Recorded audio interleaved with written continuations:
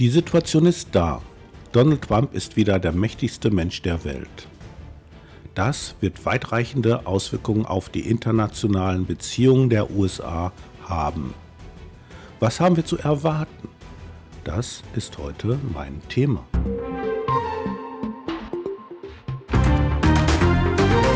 Donald Trump wurde am 20. Januar in Washington D.C. als 47. US-Präsident vereidigt.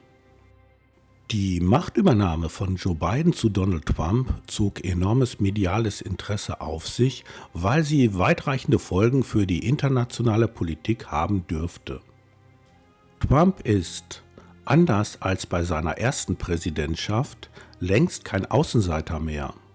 Sein Sieg verschaffte ihm eine fast unantastbare Stellung, die von Unternehmen und Großinvestoren gestützt wird.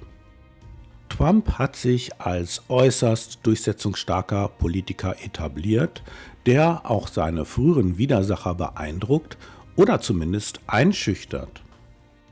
Hätte er die Wahl verloren, so mutmaßen einige Beobachter, hätte er möglicherweise mit strafrechtlichen Konsequenzen rechnen müssen. Sein Erfolg macht ihn jetzt unangreifbar. Allianz mit Elon Musk und Corporate America. Eine bedeutende Rolle spielt Elon Musk, der als libertärer Unternehmer über enorme finanzielle Ressourcen und Einfluss verfügt.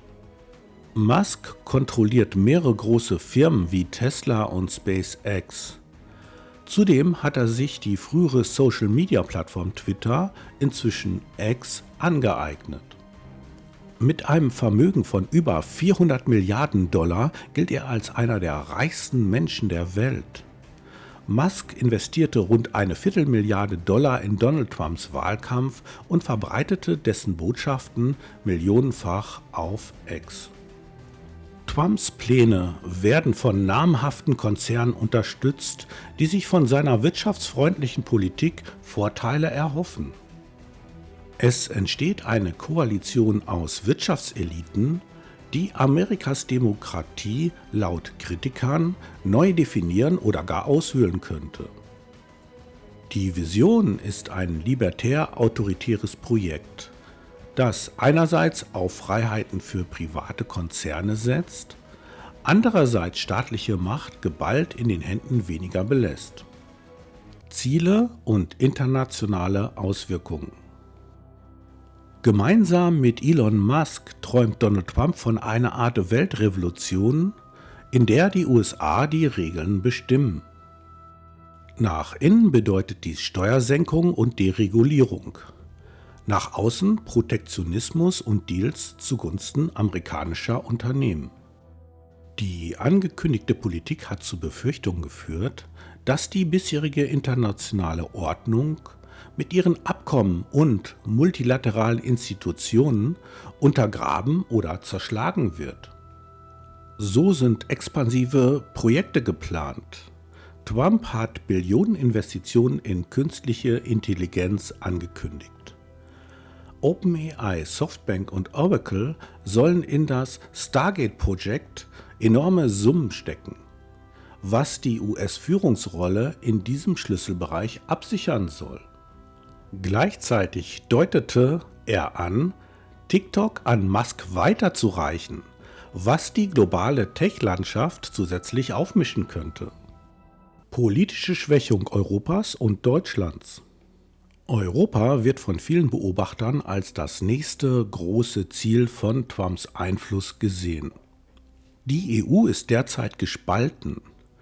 Frankreichs Präsident Emmanuel Macron hat keine klare Mehrheit im Parlament, während der deutsche Bundeskanzler Olaf Scholz wegen innenpolitischer Krisen und einer maroden Wirtschaft angeschlagen wirkt.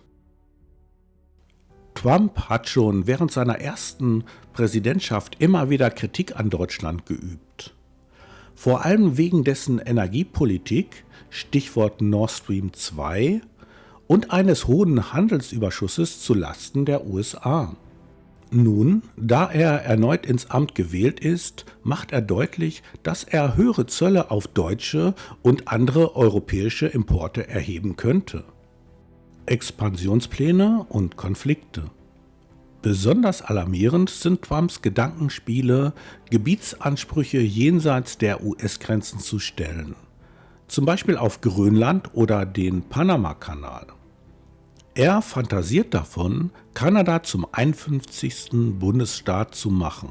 Auch wenn vieles provokant wirkt, zeigt es, dass Trump in Kategorien denkt, die europäischen Regierungen zunehmend Sorge bereiten. Außenpolitisch stößt Trumps Rhetorik auf Skepsis. Er kündigt einen massiven Zoll-Tsunami an, mit Zöllen von mindestens 10-20% für Importe aus aller Welt und für China sogar 60%. Ziel ist es, die amerikanische Handelsbilanz zu verbessern. Europa reagiert darauf mit Planung zu Strafzöllen, um Trump an den Verhandlungstisch zu zwingen. Eine interne Trump-Taskforce in Brüssel entwickelt Gegenmaßnahmen, befürchtet jedoch, dass die EU-Staaten sich nicht geschlossen verhalten. Die Rolle Deutschlands und Frankreichs. Gerade Deutschland steht in einer tiefen Wirtschaftskrise. Es hat unter anderem mit dem Ukraine-Krieg und hohen Energiekosten zu kämpfen. Die Investitionsbereitschaft in Europa sinkt. Gleichzeitig profitieren populistische Parteien in Deutschland. So fehlt es an einer strategischen Linie, um Trumps Drohung effektiv zu begegnen. Frankreich pocht auf mehr Schutz der eigenen Bauern. Deutschland wäre eher bereit, ein Handelsabkommen mit Trump zu schließen, wenn dadurch die USA von Strafzöllen absehen. Diese Uneinigkeit nutzt Trump, um die EU zu spalten. Zudem hat er Verbündete in Europa. Ungarns Ministerpräsident Viktor Orbán oder Italiens Regierungschefin Giorgia Meloni könnten sich mit Trump arrangieren und dessen Forderungen unterstützen. Bedeutung der NATO und Verteidigungsausgaben. Trump drängt die europäischen Partner, bis zu 5% ihres BIP für Verteidigung auszugeben. Deutlich mehr als die bisher anvisierten 2%. Er argumentiert, die EU profitiere sicherheitspolitisch von den USA. Europa reagiert nervös, denn viele Mitgliedsländer wären kaum in der Lage, solche Erhöhungen kurzfristig umzusetzen, zumal sie bereits hohe soziale und wirtschaftliche Lasten schultern. Der Konflikt in der Ukraine.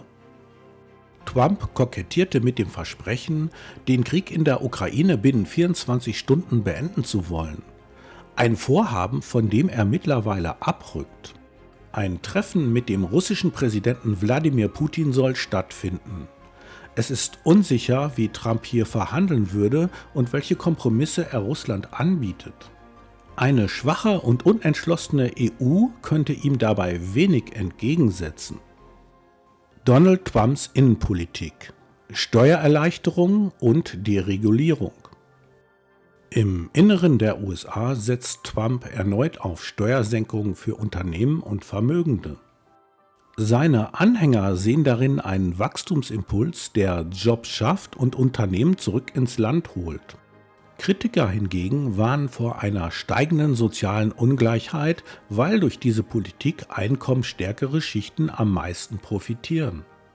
Gleichzeitig will Trump die Regulierung weiter abbauen, was ihm Unterstützung aus der Wirtschaft sichert. Manche Beobachter befürchten allerdings, dass zu viel Deregulierung Spekulationsblasen befeuert oder Finanzkrisen auslöst. Schon in seiner ersten Amtszeit lagen Trump und die US-Notenbank Fed oft im Streit, weil er möglichst niedrige Zinsen wollte, während die Fed deren schrittweise Anhebung zur Inflationsbekämpfung favorisierte. Einflussnahme auf die Federal Reserve. Die Fed soll nach Trumps Vorstellung die Zinsen senken und expansive Geldpolitik betreiben, um konjunkturelle Wachstumsschübe anzukurbeln. Dies könnte jedoch die Inflation anheizen. Die Ernennung neuer Fed-Gouverneure durch Trump birgt das Risiko, dass die Unabhängigkeit der US-Notenbank beschädigt wird. Trotzdem ist die Fed eine Institution mit starker Tradition, die sich historisch selten politisch vereinnahmen ließ. Auswirkungen auf Kanada und Mexiko. Ebenfalls sehr betroffen sind Trumps Nachbarstaaten Kanada und Mexiko, die sich mit den USA im Handelsabkommen USMCA befinden. Die neuen Zölle und strengen Ursprungskriterien stellen große Belastungsproben für die Integrationsprozesse dar. Viele Unternehmen sind nervös, ob ihre Investitionen in Kanada oder Mexiko künftig noch Rendite bringen, falls Trump Handelshemmnisse massiv verschärft. Einige Branchen wie die Automobilindustrie könnten versuchen, ihre Produktion in andere Regionen zu verlagern, zum Beispiel nach Asien, um Zöllen zu entgehen. Doch die Abhängigkeit vom US-Markt ist groß. Deshalb ist unklar, wie erfolgreich solche Strategien am Ende sind. Konflikt mit China und mögliche Folgen. China bleibt ein Hauptgegner in Trumps Handelspolitik.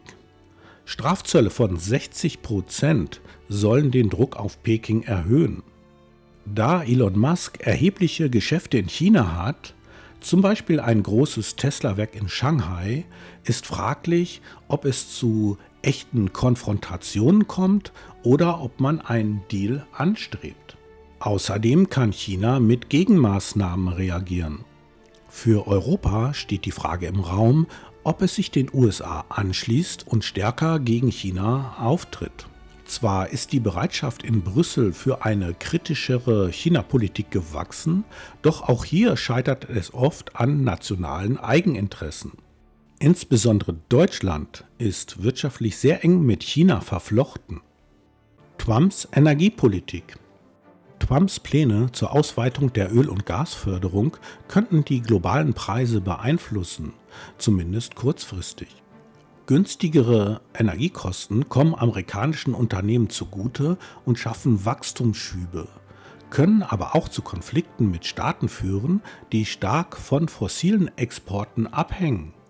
Zudem steht Trumps Politik in klarem Kontrast zu Klimaschutzbestrebungen und grünen Wirtschaftskonzepten. Er befürwortet Fracking, Offshore-Bohrungen und Pipeline-Ausbau und sieht in alternativen Energien höchstens ergänzende Optionen. Damit gerät er in Gegensatz zu Teilen Europas, die zunehmend auf klimafreundliche Technologien setzen. Die Bedeutung von Checks and Balances. Die amerikanischen Verfassungsorgane, Kongress, Gerichte, Fed, sind traditionell starke Gegenpole zu einem machtbewussten Präsidenten. Trump musste in seiner ersten Amtszeit erleben, dass nicht alle seine Vorhaben reibungslos durchgehen. Daher ist es nicht sicher, ob er diesmal seine Pläne komplett umsetzen kann. Dennoch hat er eine starke Hausmacht. Eine republikanische Partei, die sich hinter ihm sammelt oder zögerlich folgt, sowie einflussreiche Förderer in der Unternehmenswelt. Gerade diese Mischung aus libertär Denken und autoritärem Regierungsstil wird die kommenden Jahre prägen. Einiges hängt vom Widerstand potenzieller Rivalen im Kongress ab. EU-Strategien und mögliche Gegenmaßnahmen. In Brüssel arbeitet man an Strategien, um sich vor neuen Strafzöllen zu schützen und Trump notfalls zu Gegenverhandlungen zu zwingen. Dazu gehört die Option, US-Konzerne, insbesondere Tech-Riesen, stärker zu regulieren oder mit hohen Strafen zu belegen. Auch über ein gemeinsames Verteidigungsbudget könnte man Trump ein Angebot machen. Mehr militärische Eigenverantwortung durch die EU im Gegenzug für weniger Aggression beim Handel. Allerdings ist es höchst ungewiss, ob sich die EU-Länder rasch einigen. Schon beim letzten Handelsstreit mit Trump 2018 handelte Deutschland zum Teil auf eigene Faust und konnte Zölle auf Stahl und Aluminium nicht verhindern. Jetzt kommt hinzu, dass Trump innerhalb der EU potenzielle Partner findet, die seiner Agenda näher stehen als dem Einheitsgedanken der EU. Die Ukraine-Frage und Europas Handlungsunfähigkeit. Der Krieg in der Ukraine ist zu einem Prüfstein geworden. Einerseits wollen die Europäer die Ukraine unterstützen, Andererseits befürchten sie, Trump könnte Putin Zugeständnisse machen, die den Konflikt einfrieren, aber russische Gebietsgewinne festschreiben. Putins Interesse an einem echten Verhandlungsausgang ist gering, solange die russischen Truppen Terrain gewinnen. Fehlt der EU eine gemeinsame Linie, hat sie im Umfeld von Trump und Putin wenig Verhandlungsgewicht. Deutschland und Frankreich sind zwar wirtschaftliche Schwergewichte, doch politisch derzeit geschwächt. Macron ringt um Mehrheiten, Scholz kämpft mit einer angeknacksten Popularität und einer wackeligen Wirtschaft. Folgen für die Weltwirtschaft: Handelskriege, Steuersenkungen, Finanzrisiken. Die globale Wirtschaft könnte unter einem aggressiven US-Protektionismus leiden.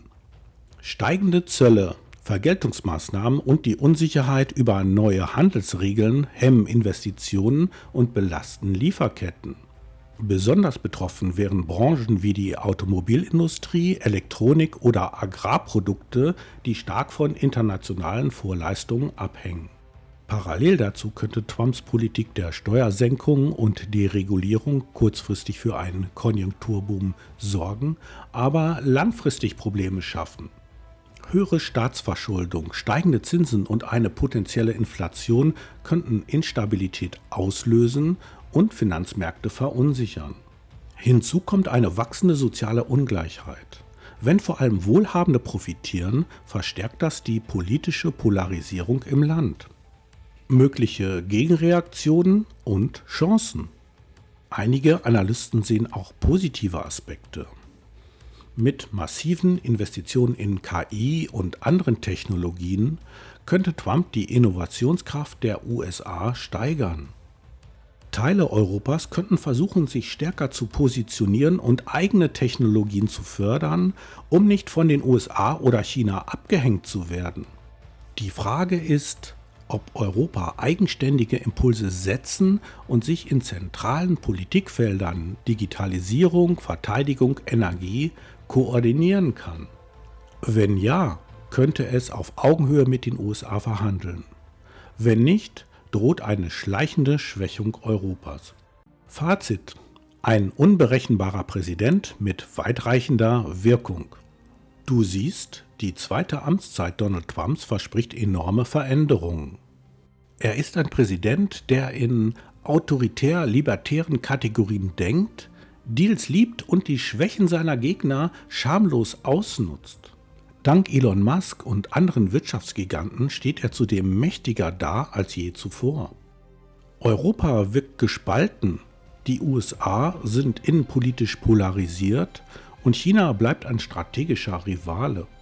In diesem Umfeld wird Trump versuchen, seine America-First-Philosophie in allen Bereichen durchzudrücken. Kurzfristig kann das Wachstum und Gewinne für US-Konzerne bringen, langfristig aber Handelskonflikte, Finanzrisiken und eine Destabilisierung der internationalen Ordnung bedeuten. Die Checks and Balances des US-Systems bleiben ein gewisser Schutz. Ebenso die Eigeninteressen großer Unternehmen, die bei aller Nähe zu Trump keine globale Wirtschaftskrise riskieren möchten. Es lässt sich jedoch nicht vorhersagen, welche Wendung Trumps Politik nehmen wird. Eines ist klar, er ist unberechenbar und die Welt muss damit umgehen. Achte darauf, wie sich die transatlantischen Beziehungen entwickeln, welche Deals Trump und Musk anstreben und wie Europa darauf reagiert. Die kommenden Jahre dürften zeigen, ob Trumps lautstarke Pläne tatsächlich umgesetzt werden oder an der Realität und dem Widerstand seiner Gegner scheitern. Wie denkst du über die von mir skizzierten Szenarien? Wie sollte man mit Präsident Donald Trump umgehen? Wenn dir dieses Video gefallen hat, gib ihm bitte ein Like und vergiss nicht, Infonium zu abonnieren, damit du in Zukunft keine Folge verpasst. Bis zum nächsten Mal bei Global Asset Kompass.